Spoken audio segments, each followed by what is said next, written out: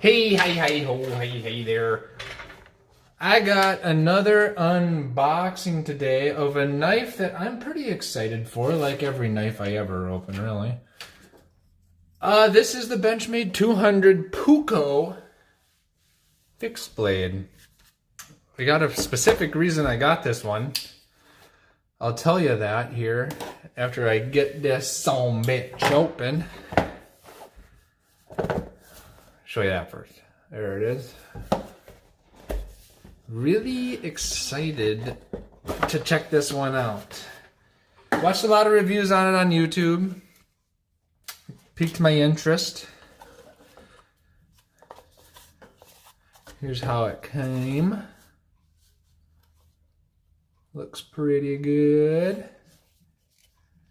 Wipes right off. Something on there. Let's get it out of there. Ooh. Look at all that leather.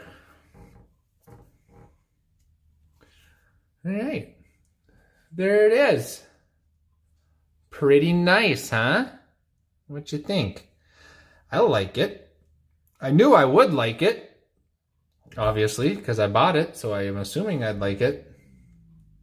The one thing I was worried about with this is that these handles would be like squishy and eventually they would like loosen up, or like right down here that like it would like be all loose and it'd like get crap in there. But I'm pushing on it really hard and it's not gapping open there or anything.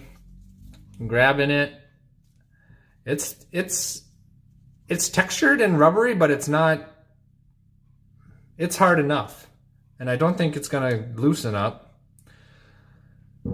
Let's run some specs by you here.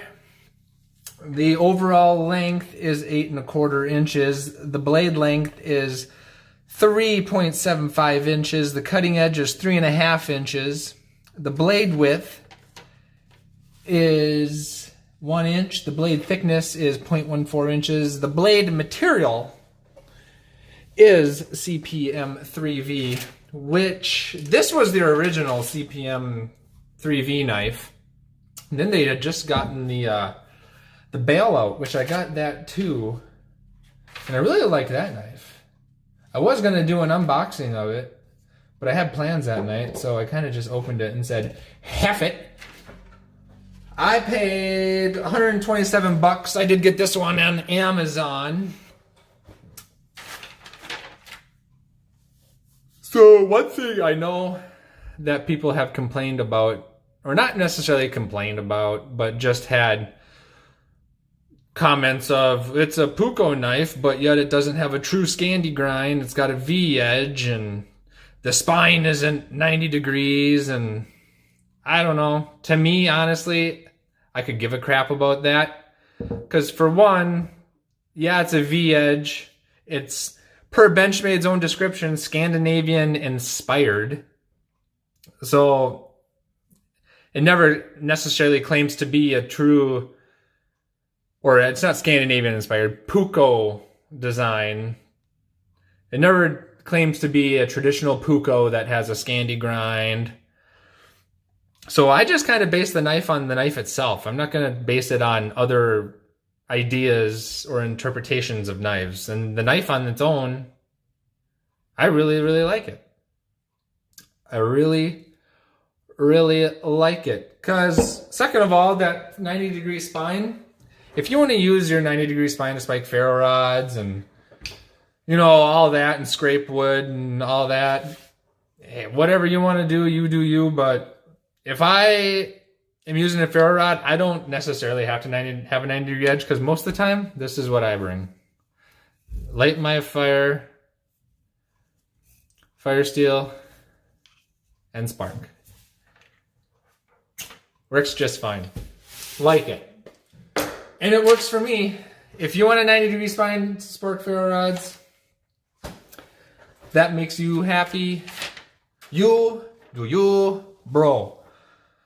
Now, second, why I got this knife. Me and two of my buddies, we are going on a 3-day little canoe backpack camping trip.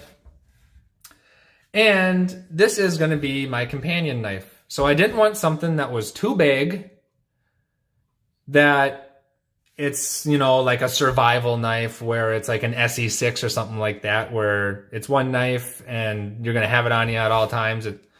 I wanted something that I could just strap to my side, have on me. If I need it, great. If I don't, you know, it's not big and cumbersome and in the way. Because oops, sorry. God dang it. Did it again. Bumped it. My second blade, which is like my big ass, this is the El Chete. So that's going to be like my chopper. Instead of bringing an axe, I'm bringing a folding saw too.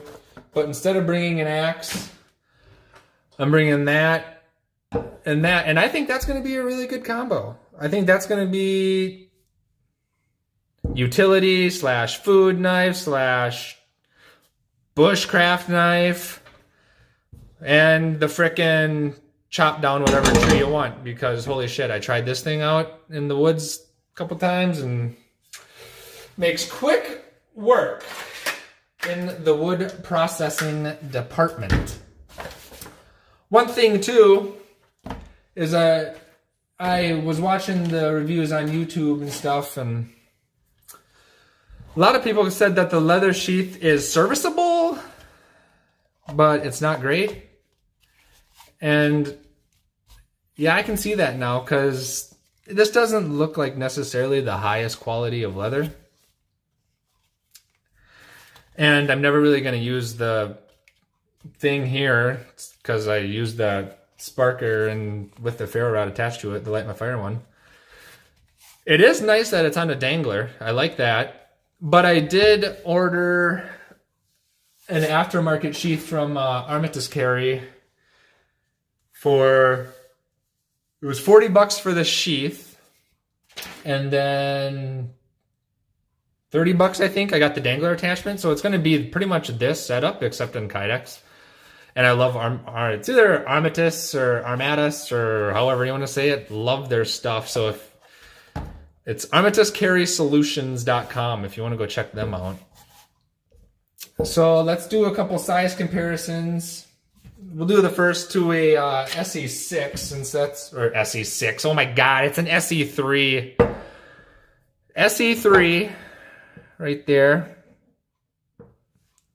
Wow, that's actually pretty close. That's closer than I thought. That is closer than I thought. And honestly, I could have taken this one with me for my companion with my El Chete, but I don't know. This one's a little thicker. It's 3V, so yeah, 1095 is probably going to be easier to sharpen and all that, but I don't know. I like the knife and I wanted the knife, so whatever. Don't be mad at me, okay? Oh my God, I'm sorry. Then we'll do to a para 2. So there you go. First impressions, love it. Second impressions, don't know, haven't used it yet. So, $127, that's what I got it for on Amazon. Let's see, anything else? Anything else? Santoprene, that's the handle material.